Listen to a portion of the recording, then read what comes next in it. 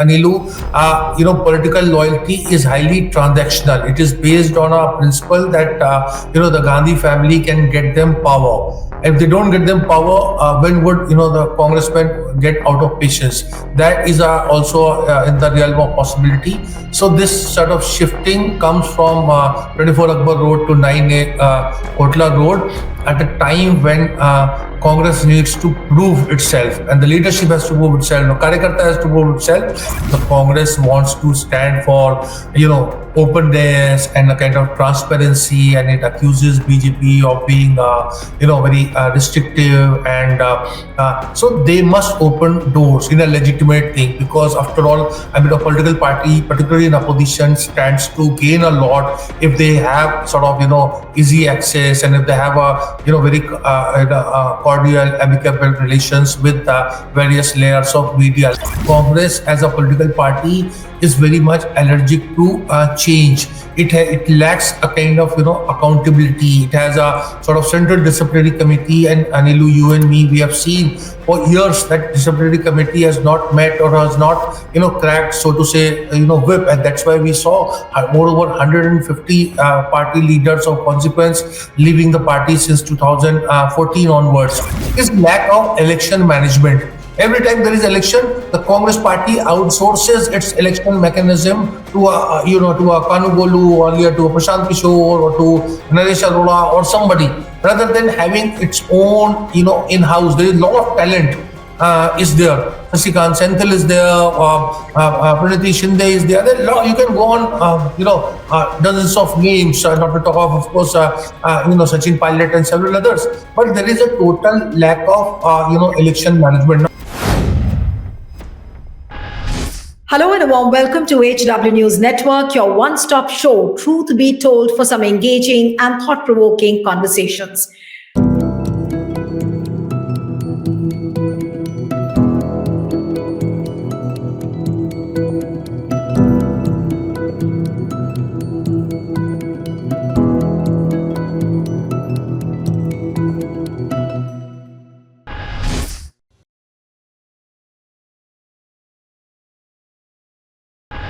The Grand Old Party Congress today has got a new address. It has moved out its office from 24 Akbar Road to 9A Kotla Road.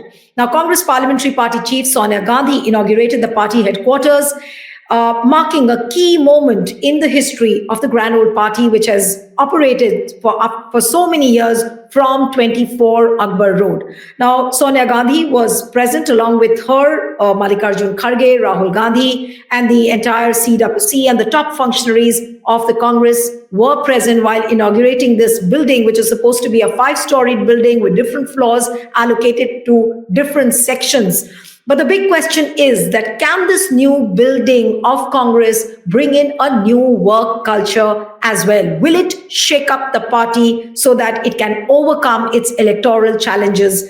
Joining me now is veteran journalist, political commentator, and author Rasheed Kidwai, who has already written a book called 24 Akbar Road. Thank you so much, Mr. Kidwai, for joining. It's wonderful to have you on the program today on a day when a new Congress office has been inaugurated. You've seen Congress very, very closely. What does this moment mean for you when the Congress shifts its headquarters from 24 Akbar Road to now 9A Kotla Road? Thank you very much, Neelu. Thank you for your kind words. This is a very there are a lot of similarities between January 1978, when the Congress had shifted to 24 Akbar Road, and this January of 2025. Both times there was a huge, crisis of confidence. In fact, just to refresh, memory of your viewers, because that was the time Indira Gandhi was voted not only out of power, she was also voted out of, Congress party. The official Congress party president, Neelu Vyas had actually expelled her, and she had nowhere to go. So this was a house that was to a party MP G Venkat Swamy, and so the party shifted its headquarters there. So if you go to 24 Akbar Road, you will not see any plaque or any foundation stone or any sort of symbol that says that on this day the political party moved in there. It was very ad hoc. It was very under very difficult circumstances, and those difficult circumstances exist even now. So that is a thing. So there is a bit of a challenge. The Congress bounced back in a big way. Just 1978, it moved there January. By 1980, Indira Gandhi was back as Prime Minister. She went on till her last breath, so to say, in 1984. Then Rajiv Gandhi took over 89. Then, after a brief spell of some unstable governments, P.V. Narasimha Rao was there from 91 to 96. And then, of course, UPA from 2004 to 14. So, will this new address bring in some semblance of power? Because Anilu, political loyalty is highly transactional. It is based on a principle that the Gandhi family can get them power. If they don't get them power, when would the congressmen get out of patience? That is also in the realm of possibility. So this sort of shifting comes from 24 Akbar Road to 9A Kotla Road at a time when Congress needs to prove itself, and the leadership has to prove itself. Karyakarta has to prove itself, and in electoral politics, nothing like success. It's only success that defines everything.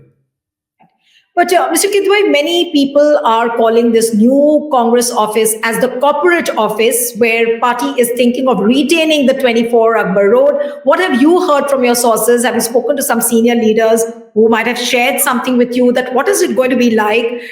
And what is the new building going to actually function as? Yeah, so I think this is a very interesting question. Look, it's very simple. The political parties were supposed to leave this space in this Lutyens Delhi, that New Delhi area that we know, particularly residential houses. As I said, this is actually essentially 24 Akbar Road is a Type 7 bungalow. It was a house, it was a residence, and I have written sort of history that you attribute to me. So this was also at one point of time, it was Burma House in 1960. The Burmese ambassador was staying there, and that's how this Aung Sui, who's a great freedom fighter. Of course, now we know her in more than that, and there is a lot of sort of negative criticism and also but she was also she had also lived there. So that was a history. What I'm saying is the purpose of having these offices at the Deen Dayal Upadhyaya Marg, Rouse Avenue, Kotla Road, whatever, this is that area, was to shift all political parties from here to there. Now the BJP moved in there, and we know that it's there at that Deen Dayal Upadhyaya Marg, Rouse Avenue, very close to the Congress office, but it has also retained its, that Ashoka Road office. And they have not given it up. Now, similarly, the Congress would also tomorrow, in the realm of possibility, Neelu, tomorrow, if they set up a sort of some institute in memory of Dr. Manmohan Singh, can the government evict them? So these are the kind of politics will come in. Ideally, all political parties should have vacated their premises from New Delhi, from Lutyens Delhi, and moved to that place, that Rouse Avenue, the Deen Dayal Upadhyaya Marg, Kotla Marg, whatever you want to call it. It's all the same. But they are not doing it. So if one party is not doing it, why should other political party do it? So we are going to see a lot of what I would say, one-upmanship and charges and allegations, and hopefully, a lot of drama. Hopefully, I'm saying, because we journalists, we thrive on this, drama and emotions coming in. Right. But would you see this new 9A Kotla Road office as a corporate office? Many people are saying there is going to be like a corporate office with restricted entry, like exactly what BJP does. BJP doesn't allow a free flow of journalists. Like 24 Akbar Road was an open office. Anybody could walk into anybody's room. That was a kind of culture which we've seen through so many years. So is now the new office of Congress going to bring in a culture of restriction, where you would not have open access to everything like before? Yeah, so Neelu, I think that would be a real pity, because if the Congress wants to stand for, openness and a kind of transparency, and it accuses BJP of being very restrictive, and so they must open doors in a legitimate thing, because after all, I mean, a political party, particularly in opposition, stands to gain a lot if they have sort of easy access, and if they have a very cordial, amicable relations with various layers of media. Layers, I'm saying, digital media, electronic media, YouTubers, television, print journalists, or writers, authors, all these things, because this is also has a lot of archives value. They have a library, and the library will have a lot of documents that are beneficial to a thinking person like you and many others, us who like to write in a long form, etc. So that would be there, but there is always a bureaucratic control. So I'm saying, in a nutshell, it is going to be drastic, because so far it was a house. It had easy access. There were so many things. You could come from Vigyan Bhavan side, you could come from 10 Janpad side, you could come from this 26 Akbar Road side. There were many access was there. Now it's like, I don't know whether they're going to introduce biometrics or so. I believe that the fourth floor, fifth floor, and all is a no-go area, and that is where the BJP is also has this kind of work culture. But I think that will be really, really unlike Congress, because Congress stands for now. I mean, you and me, we have got so many sort of good stories, so to say, just because of easy access. And that is something that has been a very redeeming feature of the Congress. I would not have written 24 Akbar Road if I didn't have access. I remember even going, sometime while I was from office, I was going home, I would stop at 24 Akbar Road, and I will see Motilal Vora was used to take, round. I'll also start walking with him. And then, we would get to know somebody was coming, something was happening.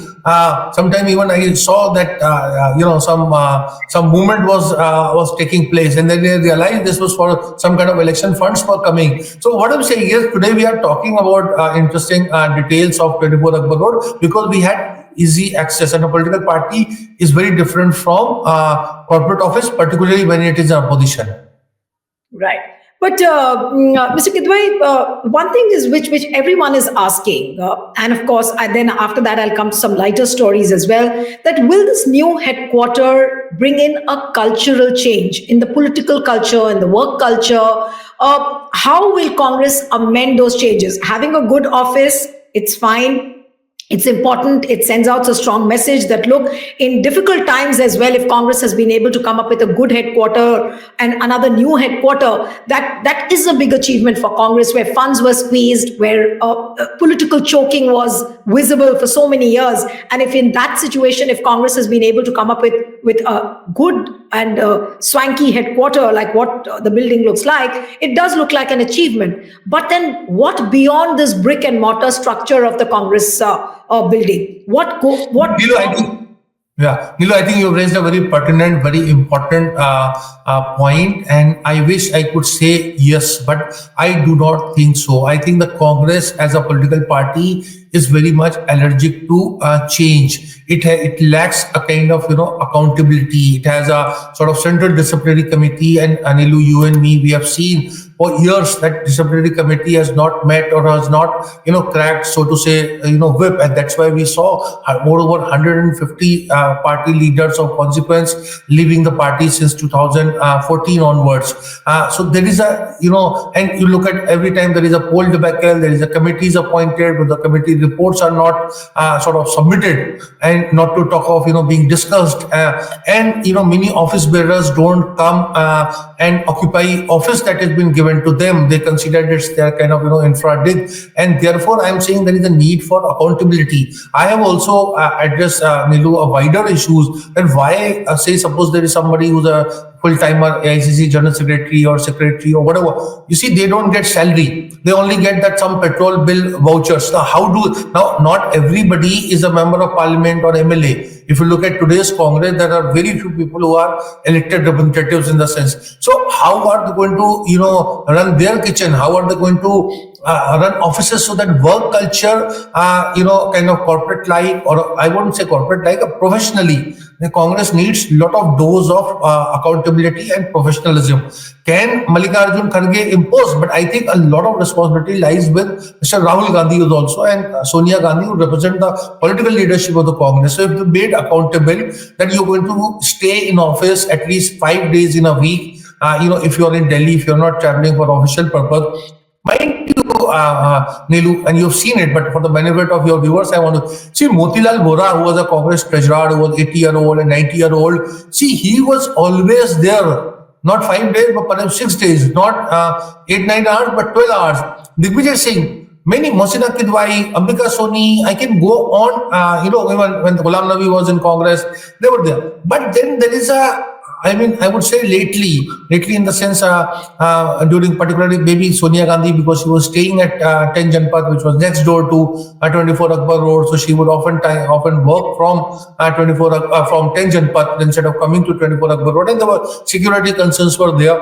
See, the people would not come and occupy office. If you hear, then you hear, real voices. And that is in one of the observation I want to make, that no big ideas came from 24 Akbar Road when UPA was in power, because there was NSC. Now, NSC was not stakeholders. NSC was a body of, sort of professionals, so Jolewalas or, many thinking people, etc. No grudge. But political party should have, like what the BJP is doing today when it's in power, it is fulfilling its political agenda. Okay, the Congress didn't do it. Congress went for a fashionable agenda.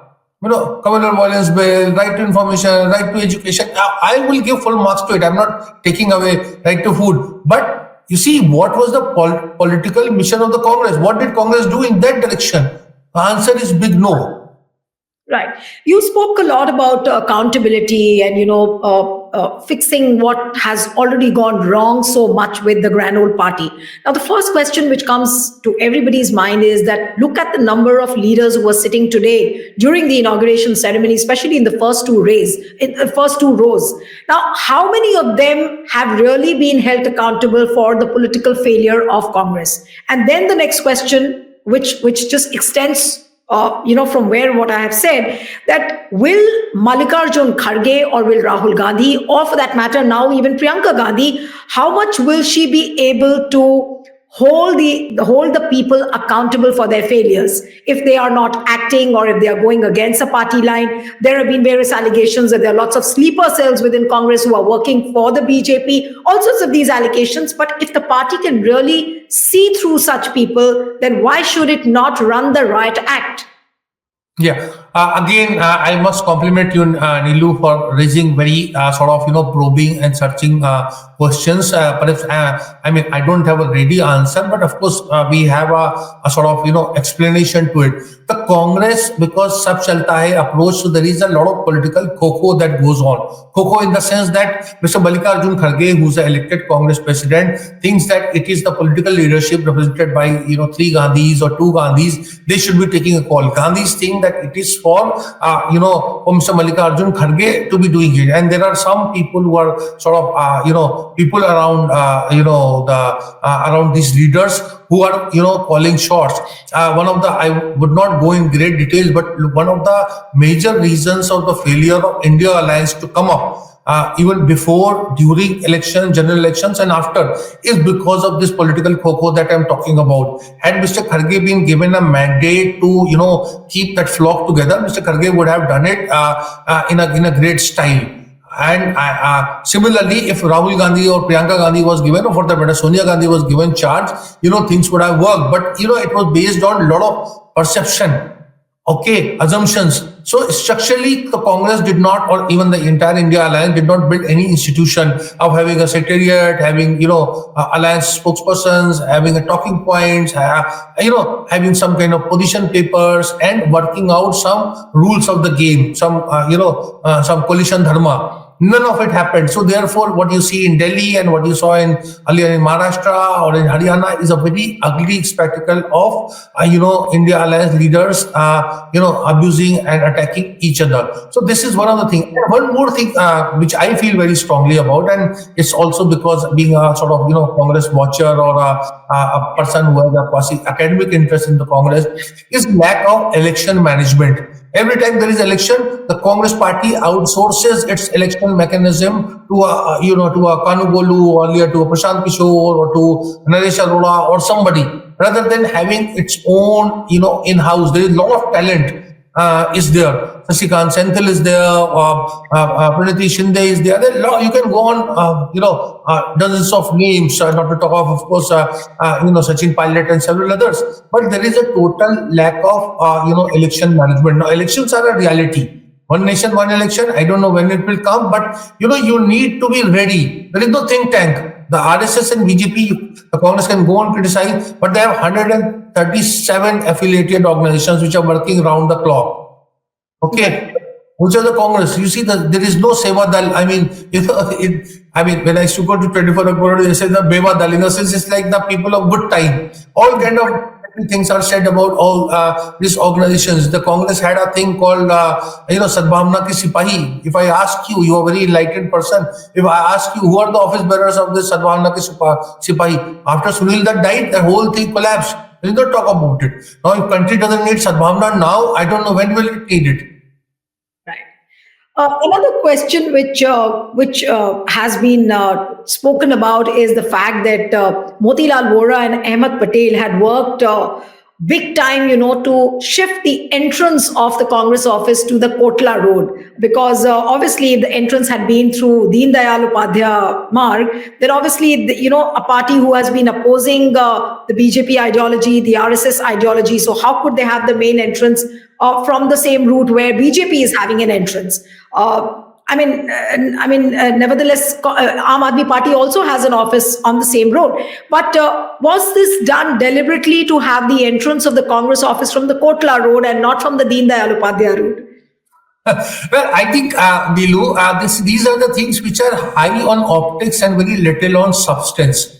See, there are roads, there are many, I would say BJP leaders or those people who are opposed to in their civilizational or political perceptions, opposed to when what was called as Aurangzeb Road. They lived there. It's not that they were not elected or they felt slighted, because after all, what is the name of a road? And Deen Dayal Upadhyaya ji, of course, was a BJP, not BJP, BJP was not there. He was a Bharatiya Janasangh ideologue, and he had, a certain point of view, in the sense that just as many other political parties or individuals have that. So I am saying that is not, qualitative, but of course it was very sort of smart thinking on the part of, and they were lucky that there was the building structure was in such a place that there was a scope, and there was this Firoz Shah Kotla ground. After all, who was Firoz Shah? Firoz Shah Tughlaq was also a Tughlaq, in the sense, a monarch. So the Congress, by no stretch of imagination, would identify itself with, Firoz Shah Tughlaq. Had it been Firoz Shah Mehta, it was different, because he was a freedom fighter.